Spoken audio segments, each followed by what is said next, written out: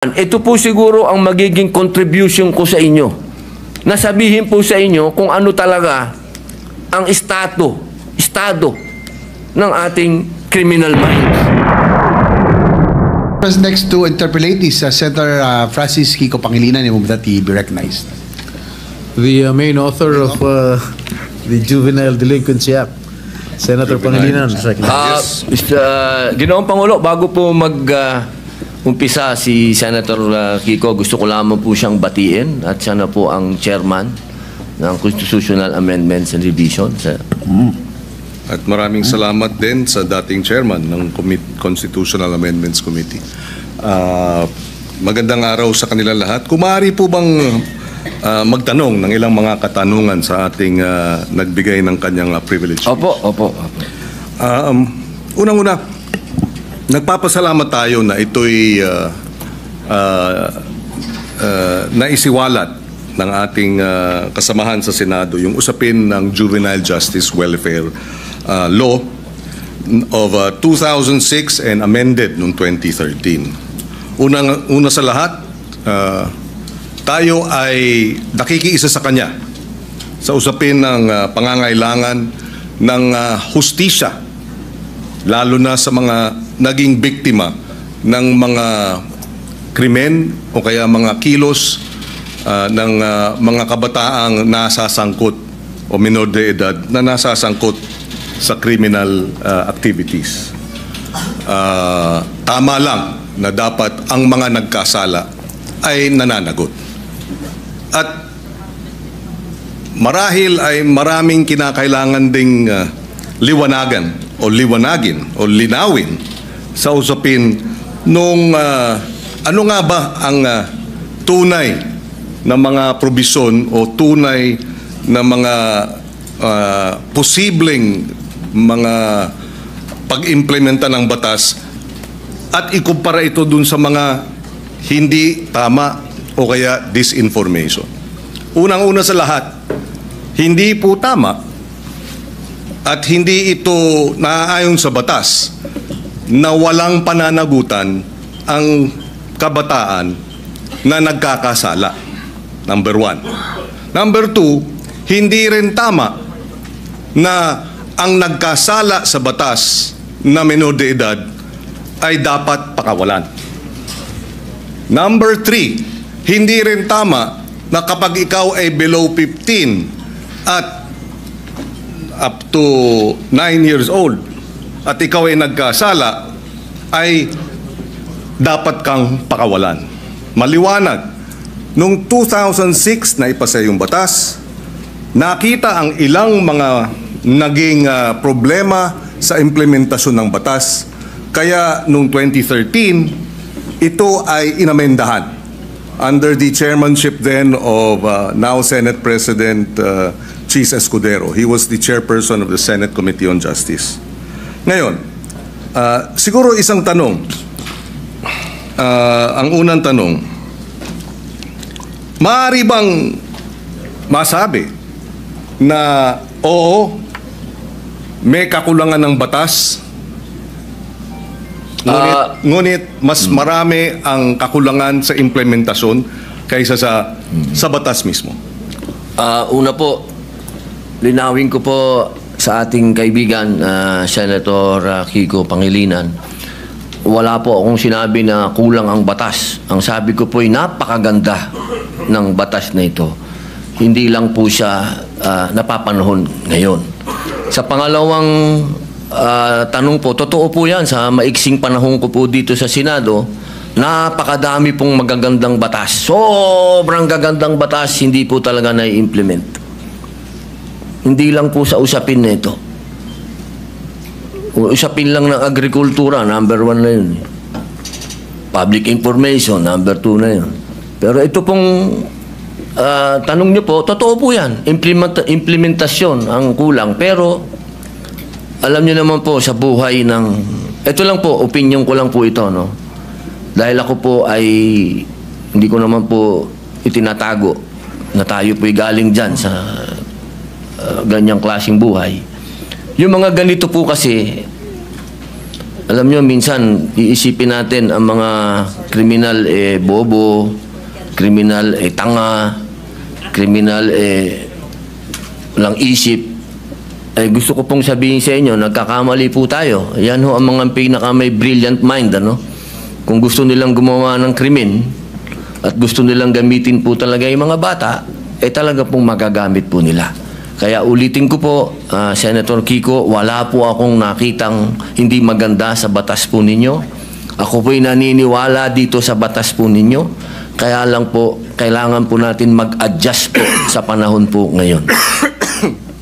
Maraming salamat sa paliwanag at sa kasagutan.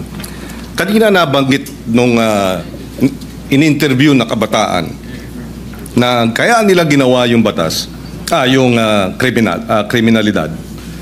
Kaya sila gumawa ng krimen ay dahil hindi sila mapaparusahan. Tama yun, hindi ba? Tama yung kanilang, yung bitiw na salita. Tama ba yun sa ilalim ng batas? Na pag sila'y gumawa ng kriminalidad o krimen ay hindi sila mapaparusahan? Sa usapin po ng, kasi ganito po yan, no? Napakaganda po nung inyo pong katanungan. Ang bata kasi, kahit siya, lalahatin ko na po, ano? Kasi ganito yan pagka sinabi mong pananagutan, ang kaduktong po nun, dapat may parusa. Kasi kung pananagutan, oo, may pananagutan, sinabihan siya, ginawa mo yan, kaya ganito muna ang mangyayari sa'yo, dadaling ka muna dito sa Bahay Pag-asa, dadaan ka dito sa matinding intensive na masasabi nating psychological and moral and lahat na po, no? Sabihin natin. Alam niyo po, Senator Kiko, sa 3 years and a half ko po sa Bilibid, hindi ko naman po nilalahat, ano? Pero wala na pong pinakamagagaling na artista kundi kriminal. Kapag kaharap niyo po yan, lahat ng drama, lahat na po, sabihin niyo po, lahat ng kalungkutan, lahat ng pinagdadaanan niya, sasabihin sa inyo. Pero pag talikod po ng nag-i-interview dyan, halimbawa ng empleyado, yung sabihin gwardiya, o ng probation officer, pag talikod po nun, pagbalik nyo sa selda, bubuksan yung wallet niya, papakita sa iyo yung dyaryo, ito ang pinatay ko, pare. Ganyan po ang criminal mind. Hindi ko naman po inilalahat, pero pagka sinabi po natin kasi ng pananagutan, dapat nagbabayad ka ng kasalanan, hindi lang binasa sa iyo. Hindi yung parang gumawa ka ng isang karumal-dumal na krimen, ito po nakita ko po ito dahil ako po ay kagyat na pumunta sa Camarines Norte nung ni-rape nila yung batang ano po ito Senator Kiko magkakaibigan po ito. Yung babae ni-rape nila, binidyo nila, lahat pinatay, lahat po binidyo hanggang naagnas yung bata, binidyo.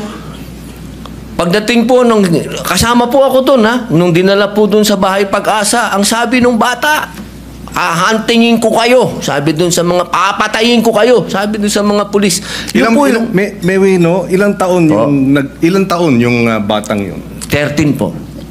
At ilang taon yung grupo sila, hindi ba? Grupo po. 13, 15, yung isa po 16.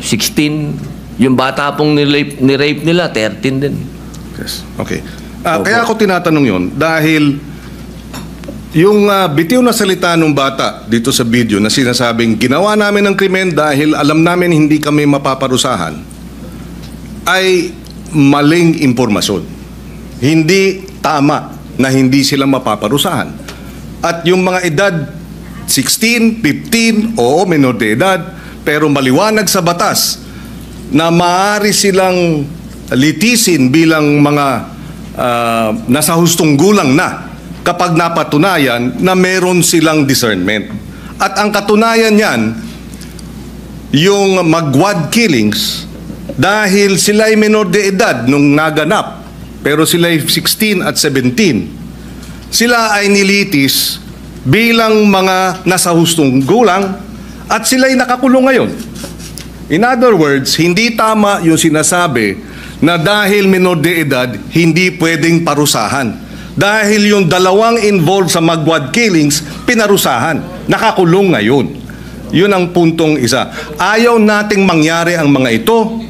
Dapat lang mabigyan ng hustisya ang mga biktima ng karumal-dumal na krimen na galing sa menor de edad. Subalit hindi tama pag sinabing kapag menor de edad dapat pakawalan, number one, dahil pag pinakawalan yan, labag sa batas yan at dapat parusahan yung mga nagpapakawala ng mga menor de edad na nagkasala. Yan ang batas. Iba ang batas, iba naman ang implementasyon. Yung nagsasabi namang pinakikita yung birth certificate, may pananagutan din ang mga magulang sa ilalim ng batas.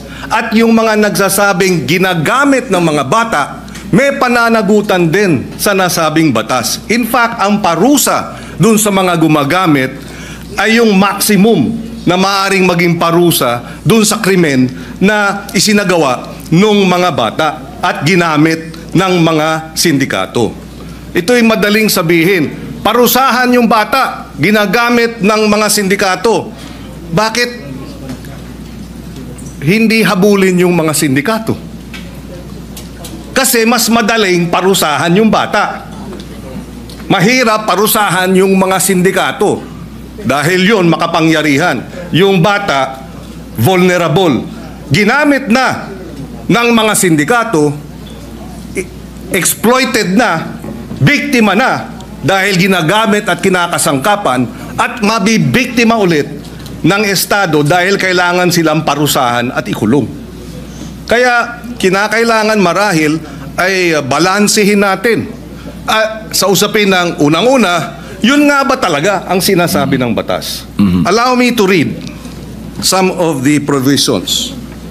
Parents shall be liable for damages unless they prove to the satisfaction of the court that they were exercising reasonable supervision over the child. Ibig sabihin, may pananagutan ang mga bata, ang mga magulang.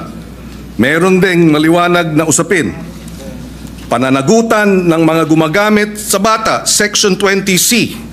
Any person who in the commission of a crime makes use, takes advantage of, or profits from the use of children, including any person who abuses his authority over the child, shall be, or instigate the commission of the crime, shall be imposed the penalty prescribed by law for the crime committed in its maximum period. So kung ginamit sa droga, maximum sentensya sa usapin ng illegal na droga ang ipapataw dun sa mga magulang o sa mga adults, sa mga sindikato na gumagamit sa mga bata. Again, ihiwalay natin yung implementasyon ng batas. Kung mayroong mga kakulungan, dapat managot sila. Pero iba naman ang batas mismo. Opo, katulad po ng sinabi ko kanina, wala po akong nakitang hindi maganda po sa batas po na ginawa po ninyo. Sa umpisa pa lang po ng aking talumpati, ay yan na po kagad. Sinabi ko po ay napakaganda. Yun lamang po sa usapin, doon lamang po sa edad. At yun po talaga ang aming intensyon na bumaba po ito.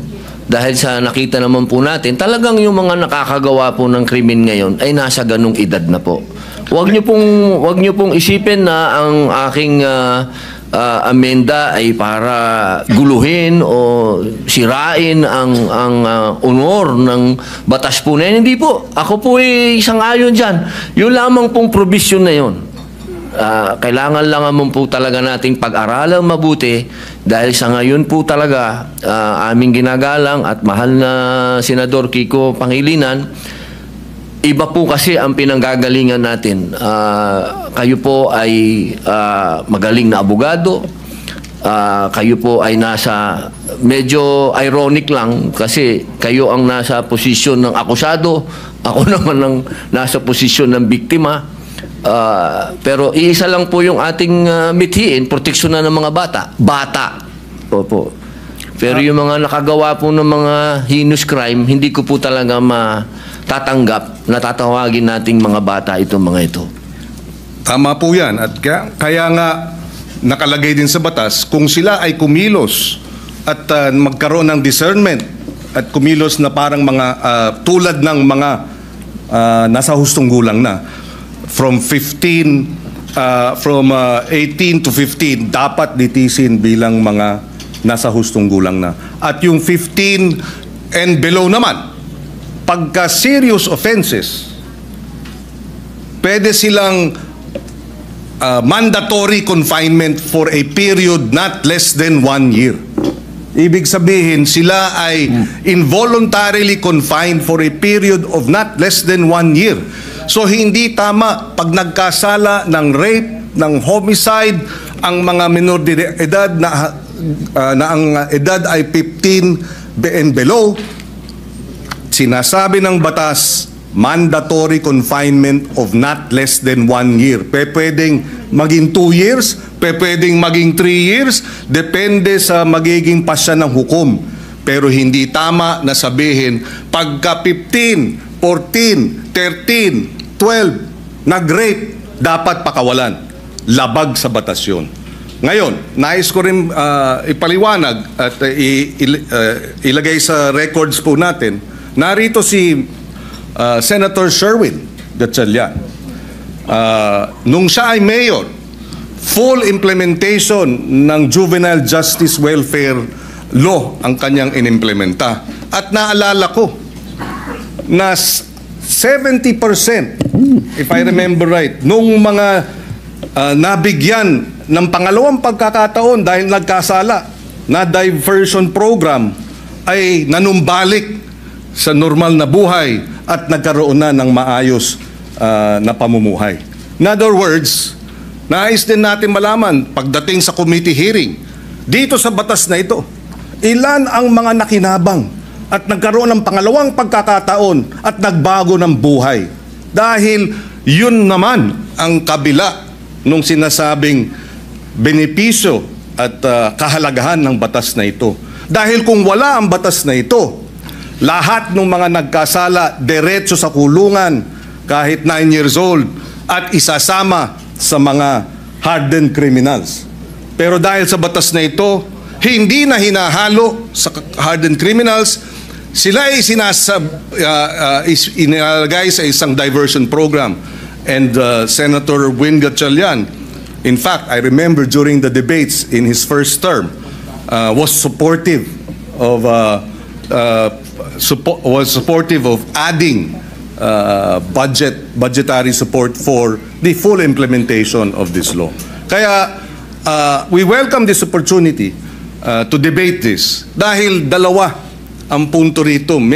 Merong mga biktima na dapat talagang tugunan at bigyan ng suporta dahil sila ay biktima ng mga nagkasalang minor de edad. In fact, on record, may pananagutan ang DSWD sa mga pamilya ng biktima. Nakalagay yan sa batas na kinakailangan bigyan ng assistance, counseling ng DSWD ang pamilya, kamag-anakan ng mga naging biktima ng karumal-dumal na krimen at iba pang mga kriminalidad na kilos ng mga minor de edad. And therefore, we welcome this opportunity na magkaroon talaga ng diskusyon, makita ang maganda sa batas, makita ang kakulangan sa implementasyon, at tingnan din natin itong usapin ng lowering of the age. Ako, ang punto ko, palagay ko, masyadong mababa ang 10 years old. Although even if you're 10 years old, again, uulitin ko, at ikaw ay nag-commit ng rape, minimum 1 year mandatory confinement. Pwedeng ma-extend dahil yan naman ang sinasabi ng batas. Ako po ay naliligayahan sapagkat kayo po ay bukas sa debate at pagdiskusyonan. Yan naman po yung lagi naman natin dito yan sa Senado. Tayo'y open sa kahit anong amendment, sa kahit anong gusto nyo pong gawin. Ang kailangan lang po natin talaga, katulad po nung sinabi ng aking talumpati kanina, kailangan po itong marinig, kailangan itong pag-usapan, kailangan ang mga biktima ay marinig din sa komite. Kung ito po ay pag-uusapan na sa komite ni Senator Alan Peter Cayetano, mas maganda din po na marinig din sila. Alam nyo, mahal na kaibigan, Senador, Kiko Pangilinan. Yung pagkakataon na ang kabataan po natin sa ngayon, kapag sila ay nakita nila kasi na tayo easy-easy lang, at alam naman natin na kayo po mismo nagsabi may problema sa implementasyon at napanood pa nila ngayon yan, nako, lalo na naman lalakas po ang mga loob ng mga sindikatong bata. Ako po'y kaninang-kanina, habang nag-uusap po kami ng aking legis, sabi ko sa kanila kanina, alam niyo kung yung mga brilliant mind na mga criminal minds na yan, kung ito ay kanilang i-exploit, talagang mag-aalaga ka talaga ng mga batang wala na sa kanilang pag-iisip. Ito lang pong pagpapababa natin ng edad, ito po ay kailangan meron din tayong ganong warning na sana po buksan din po natin ang isip natin sa usapin ng kailangan na. Hindi po, wala kang kailanman nasasabihin sa inyong ako'y kontra sa mga bata o ano, hindi. Doon lang ako sa karumal-dumal, doon lang ako sa hinus. Doon lang ako sa hindi masikmura. Ako na to, ha? Ako na po ito, hindi ko masikmura. Si Robin na po ako, ha? Nakita ko na ang worst of the worst. Sabihin nyo na. Pero ako hindi ko masikmura. Yun lang po ang punto ko. Wala ako ditong, kahit kailan wala ako ditong kinokontrang personal o ano, wala. Ako kung ano lang ang nasa kalsada, kung ano lang ang nasa 8% ng ating mga taong bayan, kung ano ang nararanasan ng mga naghihikahos sa mga lugar na ang kahirapan po talaga, at ang mga kalukuhan, at ang mga nandyan na ho talaga, ito po inilalatag ko sa inyo. Ako na po yung boses niyan. Kahit po sa sinasabi natin, makukulong yan, madadala doon. Alam nyo, ang isa ho dapat natin pinag-uusapan kung magkakaroon tayo talaga ng youth detention center. Kasi ako po talaga, patawarin nyo po ako, itong mga gumagawa ng ganitong kasalanan, hindi po yan pwedeng hindi mangulungan. At sinasabi nyo po, nandyan sa batas nyo yan, naniniwala po ako na dapat silang mangulungan talaga. Ang problema, hindi po nangyayari. Hindi po talaga. At iyan po ang nangyayari sa ground. Narinig nyo naman po ang sinabi din ng ating kasama ni si Senator Raffy, talaga pong may problema sa implementasyon. Kaya sana po kapag tayo po'y nag-hearing, nag-usap-usap, wag po nating isipin na yung batas po ninyo ay hindi po, never ko po yung gagawin, sir. Never. Ako po, gusto ko po magtulungan po tayo para masaayos po natin kung ano ang future ng ating mga kabataan. Kung saan ang direksyon po nila. Katulad po ninyo ako, sumasama po ako sa inyo. Yun lamang po, ang dala ko po sa inyo ay point of view ng ibang naratibo naman. Naratibo po yan ng isang taong nakulong. Nakita ko, mga mata ko, ako po mismo, nung binanggit na ni Senator Bato, kanina, yung patungkol sa mga akyat bahay. Hindi naman po ako naging akyat bahay, pero pag nabasa nyo po yung aking biography, nakita nyo po yan. Talagang nagamit po tayo. Talaga ng mga sindikato. Nung ako'y bata. Kaya alam ko po ang pasikot-sikot talaga ng mentalidad na to. Kaya sana po, sa usapin na yon, makinig din po kayo sa akin. Total, malinaw naman po na tayo po ay binigyan ng pahintulot ng konstitusyon. Ang sabi, hindi naman lahat pwede kayo abogado dyan. May iba't iba kayong pwedeng magsasaka, pwedeng artista, pwedeng ex-convict, dahil naniniwala ang saligang batas na lahat po tayo ay may mako-contribute dito sa plenaryo na to, dito sa institusyon na to. At ito po ang aking pinaniniwalaan. Ito po siguro ang magiging contribution ko sa inyo. Nasabihin po sa inyo kung ano talaga ang estado ng ating criminal minds. Kasi talaga po yan, Wala na po tayong magagawa. Tanggapin na natin na nandito yan at paano natin naharapin. Sabi nga po, oo, pwedeng maging deterrent, pwedeng hindi. Ang kailangan lang po talaga ay malinawan natin na may parusa. At sabi naman nyo, sa batas ninyo, malinaw ang parusa. Ang problema po, hindi yan ang nangyayari sa ground. Kaya kailangan po talaga nating rebisahin. Kailangan po natin talagang pag-usapan. Kailangan po nating upuan. Kailangan natin itong pag-usapan ngayon na. Huwag nating i-delay. Ang hinihiling po natin, mag-hearing na. Pag-usapan na po ito dahil nangyayari na po natin. Dahil kailan lang yung rape doon sa Quezon City na pinatay yung bata na 8 years old. Ngayon may kinukwento si General Bato po, si Senator Bato na may pinatay lang na pinasok doon sa bahay. Scholar, sinaksak. So, sunod-sunod na po ito, sir. Yun lang po akin na sana ito pong sinabi po ninyo na tatanggapin nyo po lahat. Pag-usapan na po natin sa hearing at dito po sa entablado at magkasundo na po tayo para yung taong bayan po, alam nyo naman po, siguro naman naniniwala naman po ako na pwede tayong mag-meet sa gitna. Pag-usapan natin to. Wala naman pong hindi nakukuha sa pag-uusap. Ang kailangan lamang po tanggapin natin na may problema sa ngayon ang kabataan dahil sobra na pong bata ang mga nakakagawa ng heinous crimes. Yun lang po yun. Wala po kong gusto sa inyong diskusyonan. Opo. Kami nagpapasalamat na nabanggit ni Senator Padilla itong usapin nga ng nariyan sa batas na dapat may parusa angkop sa pagiging menor de edad. At meron naman talaga.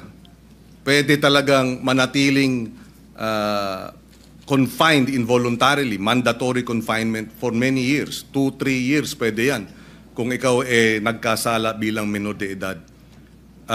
At nabanggit din niya, pero hindi ito ang nangyayari sa baba. So baka ang problema ay sa halip na amendahan yung batas, ipatupad ng tama yung batas. Pero ganun pa man, pakikinggan natin ang magkabilang panig. Ako'y naniniwala na ang kakulangan talaga is the implementation of the law rather than amending the law. Dahil pagka na-implementa ng tama, within 24 hours ng report, dapat ang batang involved sa serious offenses ay idadala na para sa mandatory confinement. Mabilis ang hinihiling ng batas na kilos ng gobyerno. Pag hindi ginawa yan, hindi yan problema ng batas, problema ng implementasyon. Kaya tayo ay bukas makinig, tayo ay bukas dun sa mga minumungkahi, pero ang ating paniwala, ang ating obserbasyon ay mukhang may kakulangan hindi sa batas kung hindi sa implementasyon niya ito. Dahil uulitin ko, yung mga 12 to 15 na nag-serious offenses, hindi dapat pinapakawala. Yan. At mayroong parusang angkop sa edad nila. At maaari silang manatiling naka-confine involuntarily. Ibig sabihin, wala silang karapatang lumabas. Their liberties are limited by at least 1 year and it can be even more. And finally, siguro, kailangan lang ipaliwanag, hindi po tayo kumbaga, ang sinabi kasi ng ating butihing senador, na siya ay para doon sa mga biktima at ako naman ay para doon sa mga akusado. Hindi po. In fact, yung amendment natin sa batas na ito ay dapat bigyan ng assistance, suporta, counseling ng DSWD ang pamilya at kamag-anakan ng mga biktima. Mandato yan. At pag nagkulang ang DSWD dyan, sila'y mananagot. Hindi tayo panig sa mga kriminal, hindi tayo panig o sa mga children in conflict with the law o yung mga inaakusahan. Hindi rin tayo panig basta-basta sa mga biktima. Panig tayo sa interes ng pagpapatupad ng tama ng batas. Dahil alam ko, pag tama ang pag-implementa sa batas, lahat makikinabang. Dahil nariyan naman ang mga probisyon para dun sa mga naging biktima at para dun sa mga children in conflict with the law. Maraming salamat po. Opo, ako po'y natutuwa at nanggaling po sa ating mahal na senador na open po siya sa pagdiskusyonan to. At kanina lang po,